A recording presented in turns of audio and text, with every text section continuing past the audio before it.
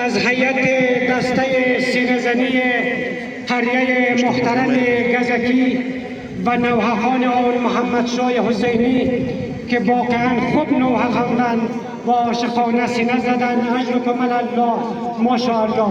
و همکنون از هیئت دسته سینه‌زنی قریه محترم مدد و نوحهان آن برادر عزیز و ارجمند ما محمد شریف کاظمی دعوت میکنم که در جایگاه تشریف آورده و به ادامه آن هیئت دسته سینه‌زنی قریه محترم قلده آمادگی داشته باشد.